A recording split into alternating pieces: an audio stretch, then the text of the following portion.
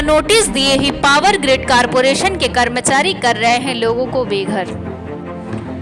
मध्य प्रदेश सरकार की योजनाएं लगातार क्षेत्र की जनता को फायदा पहुंचाने का कार्य कर रहे हैं, लेकिन कुछ ऐसी योजनाएं हैं जिसकी वजह से लोग बेघर होते हुए नजर आ रहे हैं। ऐसा ही एक मामला निकल कर सामने आया है जो कि रामपुर नैकिन तहसील अंतर्गत ग्राम झांझ का है, जहां सड़क के किनारे इकलौते खेत को बचाने के लिए अब उन्हें कोर्ट का भी सहारा लेना पड़ रहा है।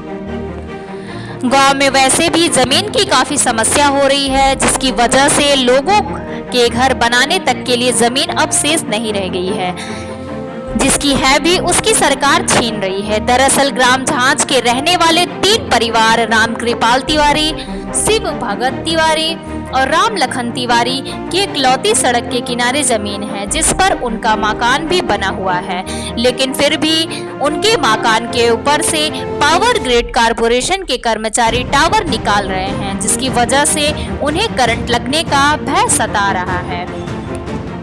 बात तो यह है कि उन्होंने कभी भी इन्हें नोटिस प्रदान नहीं किया, बिना नोटिस दिए ही उनके जमीन को जबरन हथिया लिया है।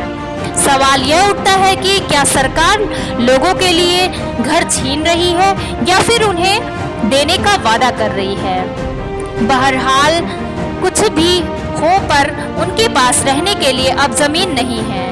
घर भी बनाकर पूरी तरह से तैयार हो चुका है, लेकिन फिर भी ठेकेदार जबरन काम लगा रहे हैं और उनके मकान के ऊपर से तार भी गुजर रहा है।